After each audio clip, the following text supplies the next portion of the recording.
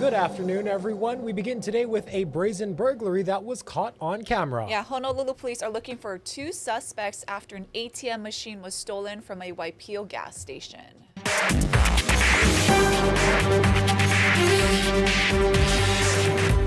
Take a look at this recently released video. It happened just after 3 a.m. Wednesday on December 6th. HPD says one suspect smashed the glass window of the Shell gas station in Waipio, entered the store, and placed a strap around the ATM, which was attached to a vehicle outside. Suspect number 2 put the vehicle in drive, dragging the machine outside. The pair loaded the ATM into their vehicle and fled in an unknown direction. If you have any information on this case, you're asked to call either 911 or Crime Stoppers at 955-8300. An outpouring of grief for a Waipahu woman who was murdered by her estranged husband. Teresa Katuella was only 33 with a large following on social media where she often posted messages of faith. Jolani Martinez has more. A crowd of mourners, including loved ones and even strangers, packed Magic Island tonight to honor the life of Teresa Katuella. Those who knew her best remembered her for being selfless as a mother, entrepreneur, and an advocate for empowering women. Dozens dressed in white held candles up high to honor Teresa Katuella. Her biological dad says she was one he could vent to. Right there, you know, coaching me through, Dad, everything's gonna be okay, Dad. Just, you know, we'd have long discussions and talks, and she's my best friend. I mean, I'm gonna miss my friend. Teresa was shot to death by her estranged husband, Jason Katuella, Friday in a parking lot at Pro Ridge Center in front of their 8-year-old daughter. He later took his own life. Together, they left behind 5 children. It shocked me, and I think I was just, in the moment, more upset at how everything transpired. Maurice Carlisle worked with Teresa at a luau company. He says she was always lending a hand to coworkers who were new mothers. She was like also a mother figure for them as well. And she was very supportive with everything, a very humble soul. Very humble person, and she really didn't ask for much. She was also an entrepreneur who owned a lash business and opened a beauty shop and offered free makeup services to those in need. She was just that big bright star that everybody looked up to. The father of Teresa's eldest daughter says she raised her kids to be kind and strong. You know, my daughter told me this past night that she doesn't have a mom to see her graduate, you know, to see her have kids and all of that. So that really plays a toll in her life. Court records show the Katuellas had a TRO hearing just 2 days before the shooting and agreed that Jason would stay away from Teresa, but he was allowed to visit their children. It's just scary to think, you know, like I just met this woman, you know. Kaylin Gabrice was in the courthouse that same day for her domestic violence case. She says Teresa gathered all the women who are waiting to be called in.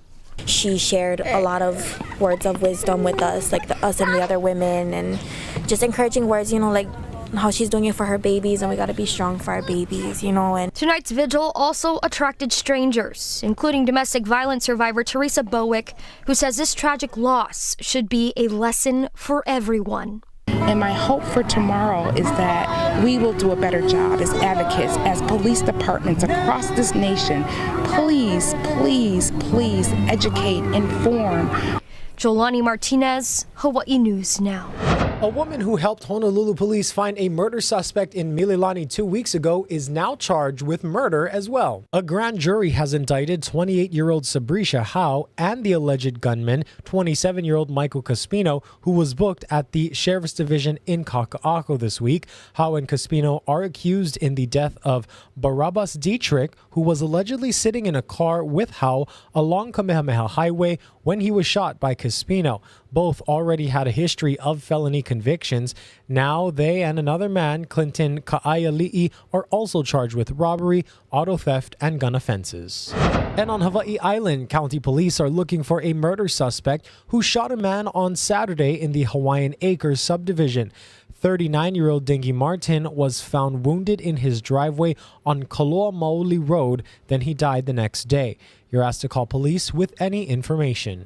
Also on the Big Island, Puna resident Ellswood Noeau is charged with theft, cocaine possession, and sexual assault after a Christmas Eve incident involving his estranged girlfriend in Hilo.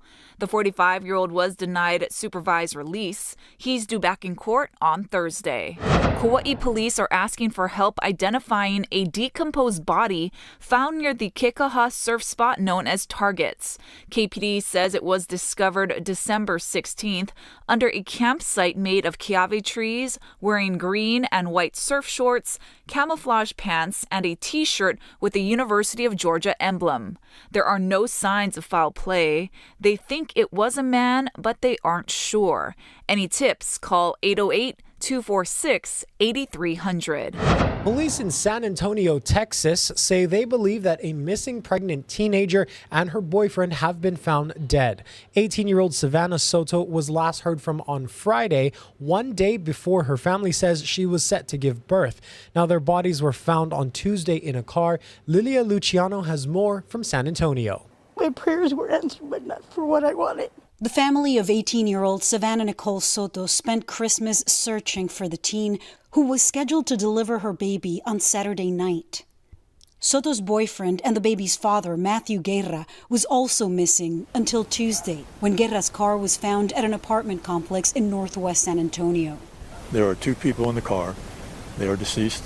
We do believe that the two individuals are the female who was missing and her boyfriend.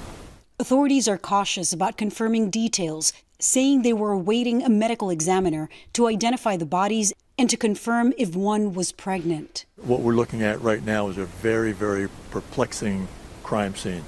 And detectives right now are looking at this as a possible murder, but we don't know for sure.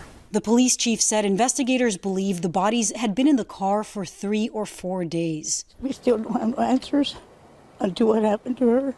Soto's grandmother, Rachel, said the 18-year-old was thrilled about becoming a mother. The last time the family said they heard from her was Friday afternoon, a day before she missed her appointment for her labor induction. She was a good girl. Mija was beautiful inside and out. And there ain't nobody ever going to replace that. Lilia Luciano, CBS News. State Water Commission Deputy Chair Kaleo Manuel is stepping down from his position nearly 2 months after being reinstated. Manuel was temporarily reassigned from the position in the wake of the Maui wildfires after he was wrongly accused of withholding water needed to fight the fires. He was then reinstated in October following a review by the State Attorney General.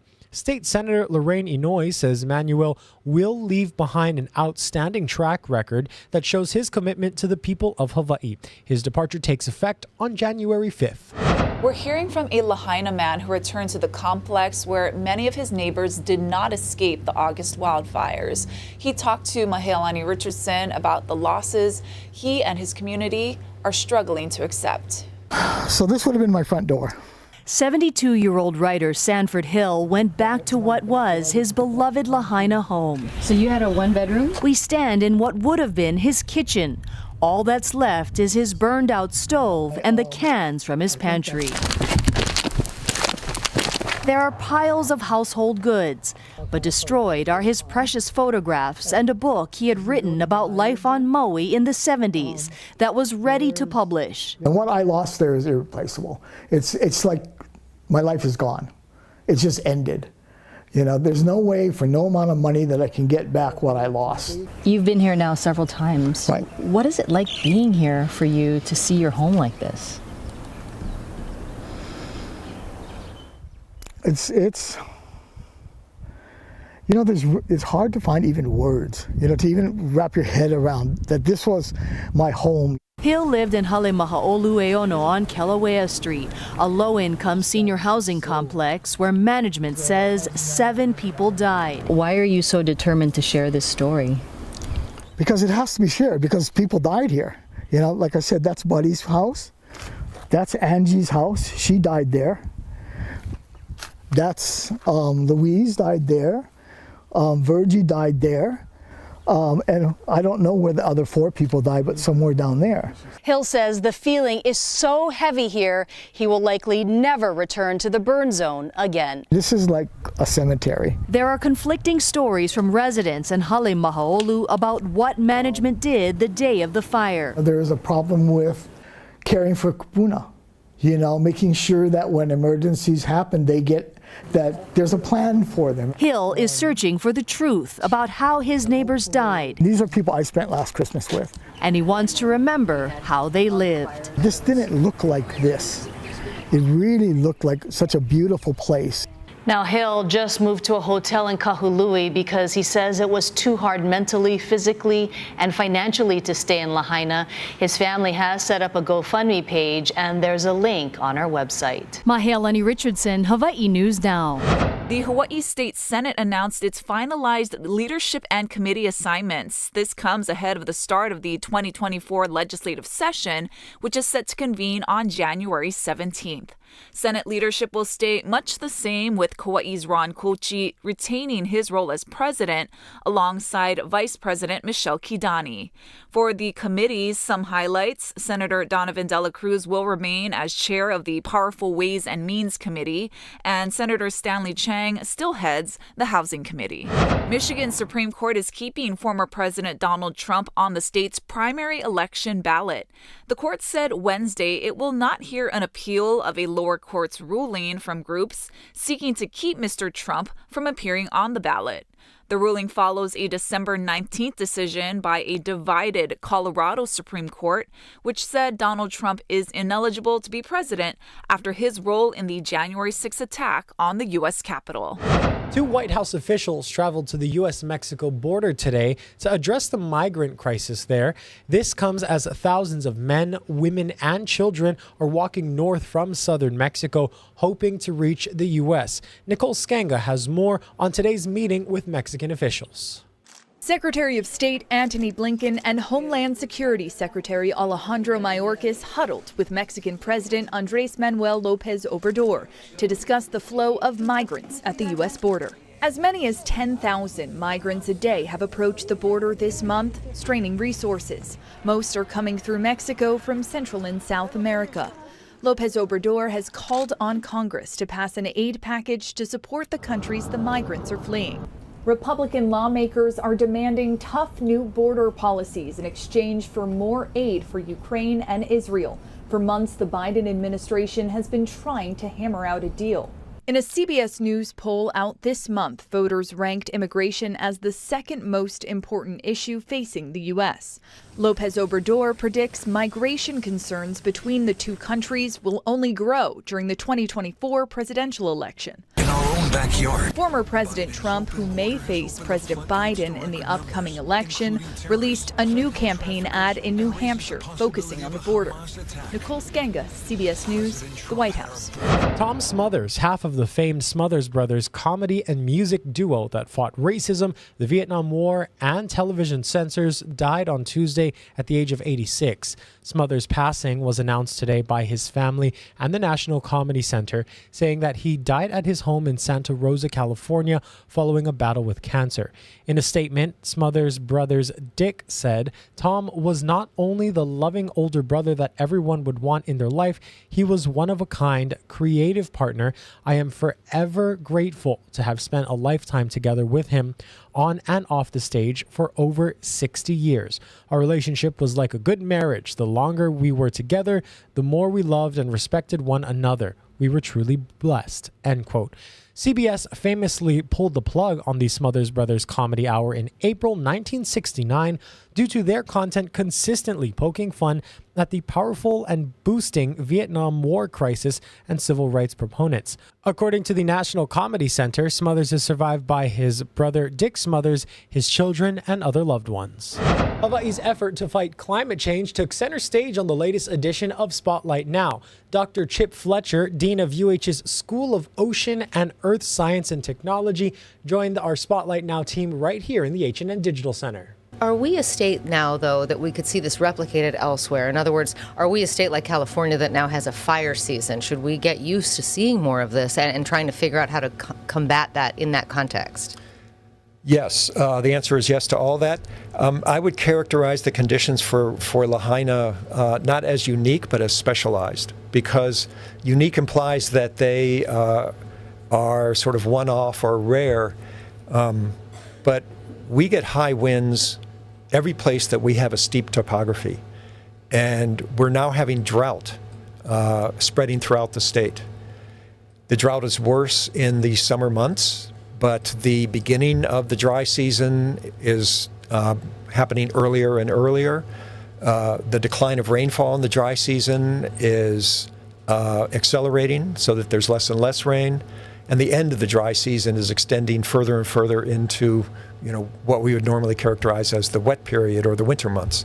So the dry season is expanding, and with the ignition of these invasive grasses and the still existence of these broad tracts of land that can catch fire rapidly, this is a statewide problem. Lahaina was a major wake-up call for the whole state, but we shouldn't think of the conditions that happened at Lahaina as relatively rare. They can happen anywhere in the state. You can watch the full conversation at hawaiinewsnow.com. New Year's Eve is just a few days away, and if you're still looking for plans, Casey Lund has some options. Aloha from Kalihi. We're actually on top of the H&N studios, and this is where we come every year, and you can see thousands of folks lighting off those illegal aerials. We'll probably see a lot of that again this year, but the message from first responders, from county and state leaders is to be mindful of what our neighbors on Maui have been through, the extreme fire danger that really all islands are now facing. They're asking people to celebrate safely and legally. And talking about celebrating legally, firecrackers are legal. Of course, the permits ended, the sales ended on the 21st here for Oahu, but you can still get firecracker permits on all the other islands, Maui, Kauai, and Hawaii Island.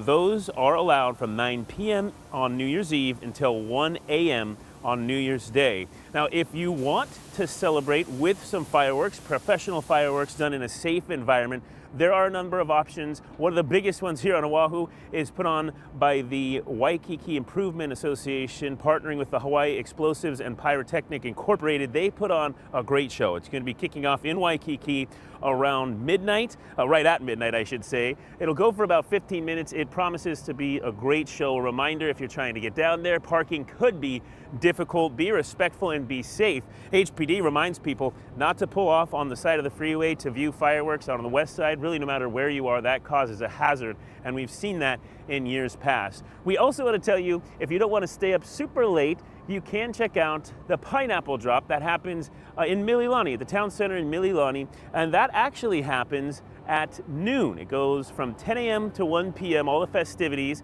The pineapple drop happening right at noon, New Year's Eve they call it. This video, of course, is from years past when they used to do it at night. But this is a great event for Keiki. It's safe and fun for the whole family, accessible, and you don't have to deal with those late night crowds in Waikiki. We also know the Grand Wailea has their fireworks show on Maui at Wailea Beach. We also have information from Lanai that the Four Seasons is going to be putting on their annual professional fireworks show as well. No matter where you are, we hope you celebrate safely and legally this New Year's Eve. Reporting in Kalihi, I'm Casey Lund. We'll send things back to you for now. And speaking of New Year's Eve, let's go ahead and send you live right now to New York City, Times Square. The excitement is building ahead of the big ball drop. And going back to that pineapple drop, if you can't make it out to the actual ceremony, the celebration, you can actually go to Town Center right now and check out the pineapple. It's on display right behind center stage. So much fun. My favorite time of year. Pineapples must be a thing because I think International Marketplace, they do a pineapple drop as well. Oh, do they really? Yeah. Oh, very Hawaii way to celebrate. Exactly. Right now in New York City, it is a nice warm 47 degrees. Right after this break, Billy V will have your island weather forecast, and we'll also have another preview of the New Year's Eve festivities happening in Times Square. Stay tuned.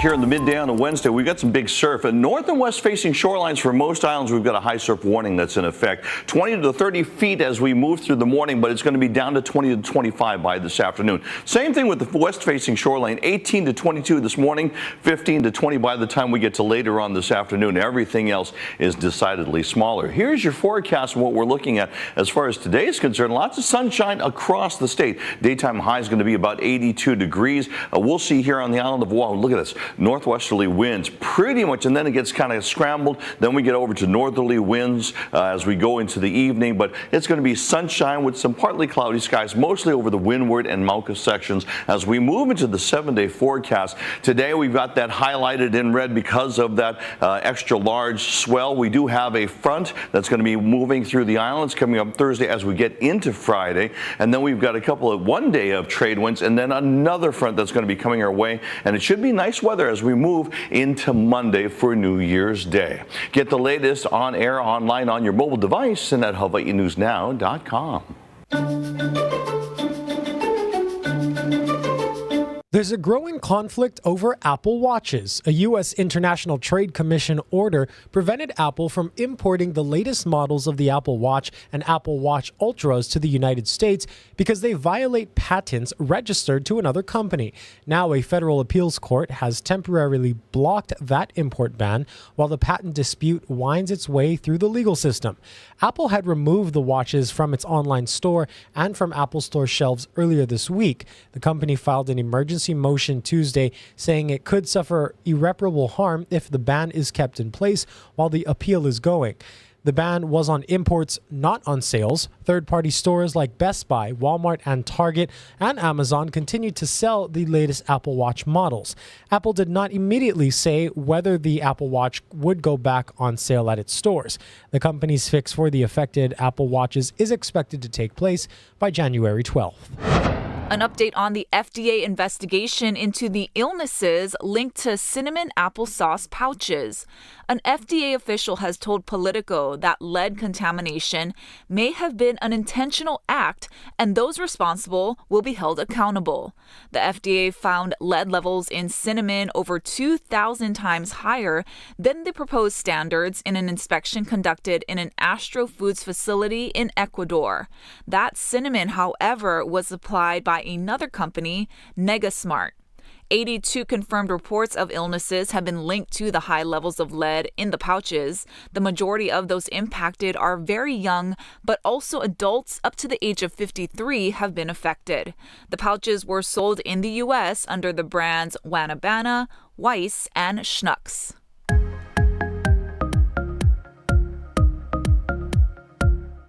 We may never find out who bought last August's $1.6 billion lottery ticket. The Florida lottery announced that the winner of the Mega Millions jackpot was a limited liability company called Saltines Holdings, LLC. Corporate records show the company was formed in Delaware 30 days after the drawing. Limited liability companies are routinely incorporated in Delaware to take advantage of the state's lenient incorporation laws, which includes anonymity. The Florida Lottery says the winner chose to receive the prize as a lump sum payment of more than $794 million. Well, that is a lot of dollars there. And as promised, here is an up-close and personal look with the New Year's Eve Times Square ball. This year is a very special design. It's called the bow tie design. The 12-foot in diameter, 12,000-pound crystal ball is featured in partnership with Fontainebleau Las Vegas. And Ashley, fun fact, the first Times Square New Year's Eve celebration was held in 1904, but they didn't drop a ball until 1907, and there have been many different designs of the ball since then. Love it. Happy New Year, everyone.